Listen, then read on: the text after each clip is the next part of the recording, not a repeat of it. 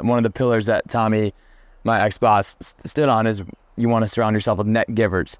And what that means is like net, you want to be giving more than taking. Yeah. And I feel like as young adults, it's very easy to just be a taker. It's like, can I pick your brain? Can I let me just take. Like, let me just grab from you. Every little last second of information. Let me get it all. And I think it's very hard. You said it earlier, like it's very hard for us to understand, like we have things to give. Yeah. Like for you, you said, you don't have a lot of money, like you don't, in this situation, like what do you give? How do you give to the world? Time is the best gift you could ever give. Time and acknowledgement. I remember in high school, I was a lonely kid, but I wasn't poor. I came from a good family. But if someone had walked up and started a conversation with me, like that would have meant the world to me. And girls I liked, what did I want from that? I wanted their attention. And so this goes as far too when you're at an event like Basecamp. It's so easy to be like, who's the big dogs? Who's the guys I want to meet? Who's this? But I try, and I do lack at this. I'm not going to say I'm some friggin'... I pick people I like more, but I think of super important skills when you're at a party or you're at an event, like, just notice who's alone, who's not included. Be a freaking includer. And that's what I hate about LA. LA is such an excluding city. It's, how do I go somewhere where other people aren't? How do I look exclusive? But I want to be someone who's an includer. If someone's on the outside of the circle, bring them in. Making people feel important is just so big. And that's what I really think that you can give is time and making people feel important. I don't know. Do you have anything to add? Yeah, I mean, you did it last night too. Like I was sharing where my vision is, what I'm hoping to work towards. You instantly were like, oh, dude, I got a guy to connect you to. Like you got to connect you to this guy. So the connections and the introductions are so cool. And then, yeah, I mean, I think you said something about attention or acknowledgement. Yeah. There's this thing where it's like sometimes me being in the sales role, specifically in like an event space, a retreat space, is a very difficult sales process. It takes a long time to build a relationship and tell them to come to a self-help retreat to dive in deep on your heart, and your inner struggles. One of the biggest things that like I'll remember is that like sometimes literally acknowledgement and attention is more valuable than the actual benefit you give to somebody. So like as a salesperson, you think about the benefit that you're going to give to somebody, like the retreat, the event, the product. But it's like sometimes just giving attention to your client and just like checking in, literally a simple text, like how you do it, like just thinking of you, just like saw this, like take a snapshot of a picture that like reminds you of something about them, like you saw on the road or something. And just like attention can mean it can be more valuable than giving them a benefit. Like I think that everybody can give attention at all times. Like you said, give time. So 2 podcasts ago, I talked to this guy. He's a YouTuber, and he's gotten lucky to score some big collabs.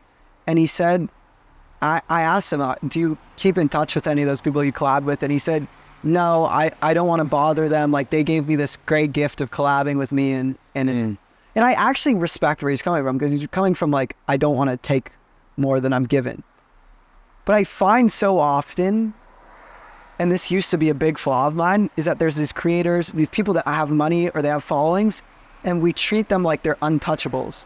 Like, oh, like, can I get 5 minutes of your time? Can I pick your brain?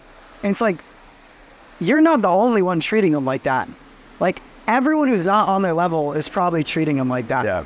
And so it's like, there's YouTubers that I've met through Basecamp or that I've met here that I'll just shoot FaceTimes. I'll just hit them up. I'll just text them. I'm like, dude, what these people really want is not another fan. They want a friend. And I think that's so interesting. Again, it goes to how you measure success. If I'm looking at people for your likes, your money, well, of course, I'm going to compare you to mine. And if you're higher than me, you're higher than me. But if I say, no, I look at you for this relationship and the memories we have together, then we're all equals. And it just, I have to give huge credit to the Bible and religion because it just smacks in you like, kill your pride, kill your pride, kill your pride. And it is a strong belief of mine that pride is the root of most negative things. It's like, why do you even want money and status? it's a pride thing. It's like, oh, I'm gonna be on this. We're playing a social game, and I'm gonna be higher, or it's just, I don't know. It's so interesting, human dynamics. Yeah. The YouTube thing that you just shared was like, I think it's very interesting. One thing that you hit on earlier that like is gonna stick with me forever. Yeah.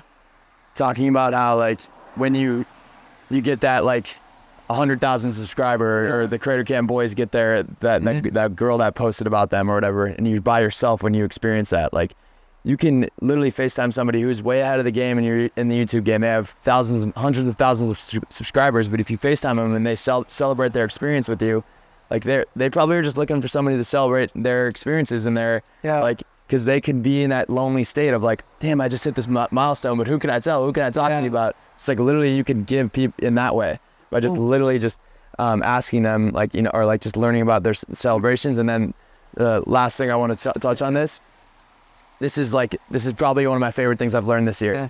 My mentor, my ex is my boss. Yeah. One of his best buddies is a Navy SEAL, 26 years in the bomb squad, just a freaking legend. Yeah. And I had the pleasure to have weekly calls with him this whole year, and he shared with me, like, whenever he gets in his head, whenever he calls it the enemy, whenever the enemy is attacking, whenever he's getting hit hard and he's just down bad, he does something called an enemy check.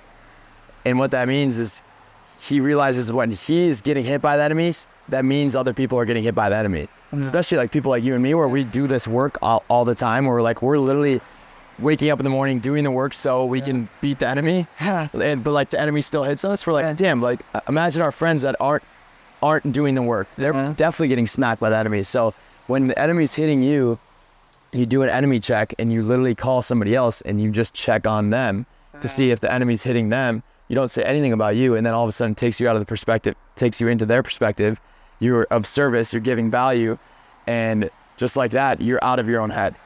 And that's how I have overcame so many times of like isolation and like being in my head. It's like I'll just shoot a FaceTime and just check in on if the enemy's hitting them, and usually the enemy is, and it's just perfect timing. And that's a really cool tool I've used. It's a really interesting example, I would say, of giving too. That's another way to give. Checking in on your friends and calling them. Like the phrase I used earlier, time is an expression of love. I have friends, there's one person in specific I'm thinking of, and it's going to sound like a resentment thing, but it's really not, who tells me all the time he loves me, like, not all the time, but he'll comment on my videos or something and be like, dude, I love you, bro, but I'll send him a text, he won't ever respond, he won't ever call me, I shoot him FaceTimes, he doesn't get back to me, and I'm like, you've told me to my face that you love me, but your actions make me feel that you don't. And it's not that I'm not sitting here like, oh, like I'm mad at him. I'm not mad at him, but I'm very aware. And like everyone's heard the term like actions speak louder than words, but you're going to directly feel closest to, and you're going to directly feel the most loved by the people who give you the most time.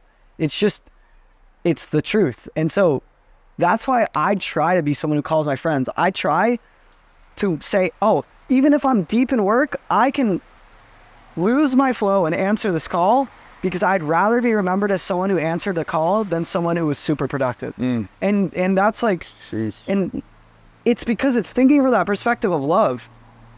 You never go, oh, that person has accomplished so much, so I love them the most.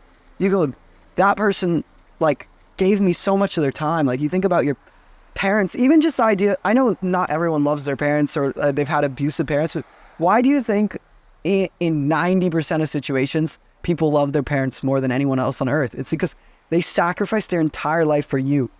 They gave all their time for you. Just like we're busy right now, and we're going to get busier in the next 10 years, that's where your parents were before they gave all their time to you. They had a whole schedule of busyness, and they said, for the rest of my life, I'm going to dedicate time to you. And that's like, time is a reflection of love. There was a second thing, though, I really wanted to touch on, which was how we were talking about earlier. What is it for? Why am I getting followers? Why am I getting money? Okay, something that really tripped me out was this idea of there's people here right now that have millions of subscribers. There's people that make probably tens of thousands, maybe hundreds of thousands of dollars here. And they're here and I'm here. I have like $400 in my bank account and I have like 500 subscribers. But they're here and I'm here. We're in the same place. We're in the same place. Wow. So what? What does it matter? If I'm here and they're here, who cares the fact that they have 100,000 they got? There's a story that Tim Ferriss writes about where this businessman, he's like a multimillionaire. He goes to a village in Mexico for a vacation. And while he's on this village in Mexico, he sees a fisherman. And the fisherman's working hard to fish and provide for his family. He goes, "You're a hard worker. You should come to America and work for me, and I'll pay you more money than you've ever seen." And the fisherman says, "Nah, I'm good. I like my life here." And he goes, "But I can change your life. I can give you millions of dollars to give you your dream life." He says, "Nah, I like my life here." The corporate guy goes back to his job, works 10 years, retires. He talks to his wife. He goes, "Where do you want to retire?" They said, "Oh, that village town was quite nice in Mexico." They move to Mexico and they retire with family fishing on the beach. They're in the same place. They end up in the same place. Wow. And it's so funny if you don't live in the future. It's like when you're in that room with all your heroes, so much of them have accomplished more than you, but you're in the same place. You're living the same life, at least for that moment. And so that was like a shattering thing for me that I thought about. It was like, we're here. I don't know. That was really That's next level. Yeah. I love that, dude.